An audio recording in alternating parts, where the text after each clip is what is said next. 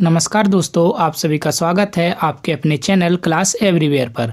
तो दोस्तों, आज की इस क्लास में हम पेरिस पैरालंपिक 2024 के बारे में डिटेल में देखेंगे और इसमें मैं आपको टॉप 50 एमसीक्यू कराऊंगा और साथ में इसकी स्ट्रेटेजी के भी कवर कराऊंगा। और दोस्तों, आप हमारी क्लास को देखते तो हैं लेकिन हमारे चैनल को सब्सक्राइब नहीं करते, तो चैनल को सब्सक्राइब जरूर कर लेना, जिससे कि हमको मोटिवेशन मिलेगा ऐसी और वीडियोज़ बनाने के लिए। और दोस्तों, यहाँ से 2 से 3 प्रश्न किसी भी एग्जाम में पूछे जा सकते हैं, तो मैंने इसमें सारा पेरिस पैरालंपिक कवर कराया है। तो दोस्तों, क्लास को लास्ट तक जरूर देखना और अगर क्लास आपको पसंद आए तो चैनल को सब्सक्राइब जरूर कर लेना। तो चलिए आज की क्लास की शुरुआत करते हैं। आज का पहला प्रश्न देखें तो पेरिस पैरालंपिक खेल 2024 का आयोजन कब से कब तक किया जाएगा? तो इसका सही आंसर होगा ऑप्शन बी 28 अगस्त से 8 सितंबर 2024 तक। अगला प्रश्न देखें तो पेरिस पैरालंपिक 2024 का उद्घाटन समारोह कहाँ आयोजित किया गया? तो इसका सही आंसर होगा option A place de la Concorde square Paris में। इंपॉर्टेंट पॉइंट देखें तो पेरिस पैरालंपिक 2024 का उद्घाटन समारोह 28 अगस्त 2024 को प्लेस डे ला कॉनकॉर्ड और चैम्प्स एलिसीज पेरिस में आयोजित किया गया। अगला प्रश्न देखें 2024 में ग्रीष्मकालीन पैरालंपिक का कौन सा संस्करण पेरिस में आयोजित किया जा रहा है? तो इसका सही आंसर होगा ऑप्शन सी 17वां। इंपॉर्टेंट पॉइंट देखें तो 2024 ग्रीष्मकालीन पैरालंपिक्स 17वां ग्रीष्मकालीन पैरालंपिक खेल है, जो अंतर्राष्ट्रीय पैरालंपिक समिति द्वारा शासित एक अंतर्राष्ट्रीय बहु खेल पैरा स्पोर्ट्स इवेंट है और यह 28 अगस्त से 8 सितंबर 2024 तक पेरिस फ्रांस में आयोजित किया जा रहा है। अगला प्रश्न देखें पेरिस पैरालंपिक खेल 2024 का आदर्श वाक्य या मोटो क्या है? तो इसका सही आंसर होगा option A games wide open. अगला प्रश्न देखें तो पेरिस पैरालंपिक खेल 2024 में कितने खेलों को शामिल किया गया? तो इसका सही आंसर होगा ऑप्शन बी 22 खेलों को। इम्पोर्टेंट पॉइंट देखें तो पेरिस पैरालंपिक 2024 खेलों में 23 विषयों, जिसमें पैरासाइकिलिंग के साथ 2 विषय शामिल हैं, ट्रैक और रोड। इसमें 22 खेल शामिल होंगे और कुल 549 इवेंट 269 सत्रों में वितरित किए जाएंगे। अगला प्रश्न देखें पेरिस पैरालंपिक खेल 2024 के उद्घाटन समारोह में भारतीय दल के ध्वजवाहक कौन थे? तो इसका सही आंसर होगा ऑप्शन डी सुमित अंतिल और भाग्यश्री जाधव। इंपॉर्टेंट पॉइंट देखें तो भाला फेंक खिलाड़ी सुमित अंतिल और गोला फेंक खिलाड़ी भाग्यश्री जाधव को उद्घाटन समारोह के लिए देश के ध्वजवाहक के रूप में चुना गया था। तो ये हैं भाग्यश्री जाधव और ये हैं सुमित अंतिल। अगला प्रश्न देखें पेरिस पैरालंपिक खेल 2024 का शुभंकर क्या है? तो इसका सही आंसर होगा option A Paralympic Phryges. Important point देखें तो पेरिस 2024 पैरालंपिक खेलों के शुभंकर का नाम ओलंपिक फ्रीज है। इसका आकार फ्रीजियन कैप जैसा है। यह शुभंकर नीले, सफ़ेद और लाल रंगों में सजाया गया है, जो फ्रांस के तिरंगे के रंग हैं। इसके बीच में गोल्डन पेरिस 2024 लोगो बना हुआ है। अगला प्रश्न देखें तो पैरालंपिक खेल 2024 में अवनी लेखरा ने किस खेल में भारत को गोल्ड मेडल दिलाया? तो इसका सही आंसर होगा ऑप्शन ए शूटिंग में। इंपॉर्टेंट पॉइंट देखें तो अवनी लेखरा पैरालंपिक खेलों में 2 स्वर्ण पदक जीतने वाली पहली भारतीय महिला बनी। उन्होंने महिलाओं की 10 metre air rifle standing SH1 shooting स्पर्धा में विश्व रिकॉर्ड स्कोर के साथ अपने खिताब का बचाव किया है। अगला प्रश्न देखें तो पेरिस पैरालंपिक खेल 2024 में भारत के सेफ्टी मिशन कौन है? तो इसका सही आंसर होगा option B Satya Prakash Sangwan. Important point देखें तो भारतीय पैरालंपिक समिति PCI ने PCI के उपाध्यक्ष सत्य प्रकाश सांगवान को पेरिस 2024 पैरालंपिक खेलों के लिए भारतीय दल का सेफ्टी मिशन नियुक्त किया है। अगला प्रश्न देखें पेरिस पैरालंपिक 2024 में महिलाओं की 100 मीटर T35 रेस में किस भारतीय ने कांस्य पदक जीता? तो इसका सही आंसर होगा ऑप्शन डी प्रीति पाल ने।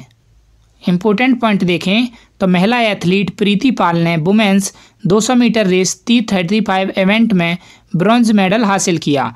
यह इस पैरालंपिक में प्रीति पाल का दूसरा ब्रॉन्ज है। इससे पहले उन्होंने 100 मीटर में ब्रॉन्ज दिलाया था। अगला प्रश्न देखें पेरिस पैरालंपिक खेल 2024 में भारत की ओर से कितने पैरा खिलाड़ी हिस्सा ले रहे हैं? तो इसका सही आंसर होगा ऑप्शन बी 84।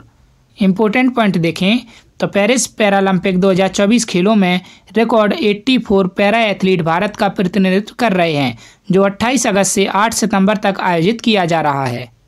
अगला प्रश्न देखें पेरिस पैरालंपिक खेल 2024 में भारत की मोना अग्रवाल ने कौन सा पदक जीता? तो इसका सही आंसर होगा ऑप्शन सी, कांस्य पदक।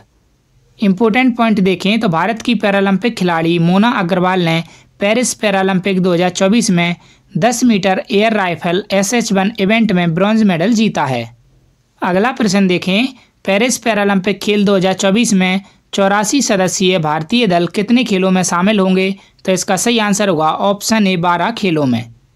इम्पोर्टेंट पॉइंट देखें तो भारत ने पेरिस पैरालंपिक में 84 खिलाड़ियों को अपना अब तक का सबसे बड़ा दल भेजा है, जो कि 12 खेलों में हिस्सा लेंगे। और 2021 में हुए टोक्यो पैरालंपिक में भारत के 54 खिलाड़ियों ने 9 खेलों में हिस्सा लिया था। अगला प्रश्न देखें तो 8 सितंबर को पेरिस पैरालंपिक खेल 2024 का समापन समारोह कहां आयोजित किया जाएगा? तो इसका सही आंसर होगा option B, Stade de France Paris में। इम्पोर्टेंट पॉइंट देखें तो 10 दिनों तक विश्व स्तरीय खेल के बाद पेरिस 2024 पैरालंपिक खेलों का समापन समारोह 8 सितंबर 2024 को स्टेड डी फ्रांस में आयोजित किया जाएगा। अगला प्रश्न देखें तो 2024 पैरालंपिक में मनीष नरवाल ने किस खेल में रजत पदक जीता? तो इसका सही आंसर होगा ऑप्शन सी, शूटिंग में।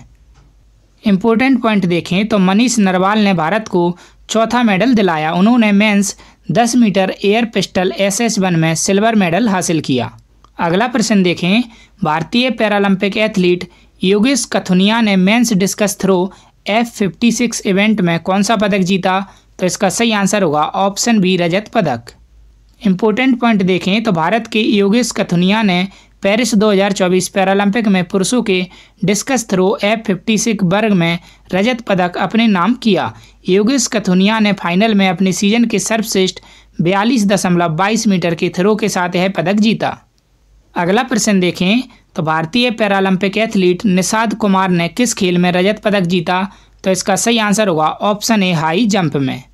इम्पोर्टेंट पॉइंट देखें तो भारतीय पैरालंपिक एथलीट निषाद कुमार ने 2.04 मीटर की ऊंची छलांग लगाकर पेरिस पैरालंपिक खेलों में रजत पदक हासिल किया है।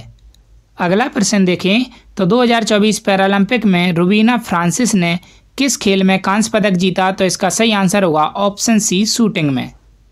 इम्पोर्टेंट पॉइंट देखें तो रुबीना फ्रांसिस ने पेरिस 2024 पैरालंपिक में महिलाओं की 10 metre air pistol SH1 shooting स्पर्धा में कांस्य पदक जीता है।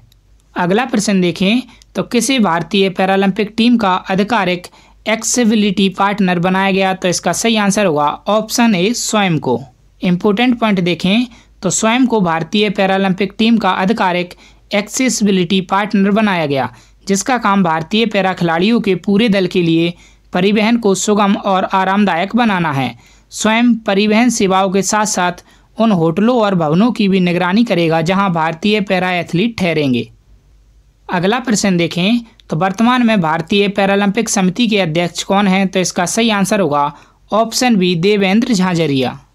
अगला प्रश्न देखें तो भारतीय पैरालंपिक समिति Paralympic committee of India PCI की स्थापना कब हुई थी? तो इसका सही आंसर होगा ऑप्शन सी, 1992 में। इम्पोर्टेंट पॉइंट देखें तो पैरालंपिक कमेटी ऑफ इंडिया यह एक गैर लाभकारी संगठन है। स्थापना हुई थी 1992 में, हेडक्वार्टर है दिल्ली में। अगला प्रश्न देखें तो भारतीय पैरालंपिक समिति PCI के वर्तमान महासचिव कौन हैं? तो इसका सही आंसर होगा ऑप्शन ए, जयवंत गुंडू हमनवार। अगला प्रश्न देखें तो 2026 में विंटर पैरालंपिक खेल कहाँ होंगे? तो इसका सही आंसर होगा option B, Milano Cortina, Italy में।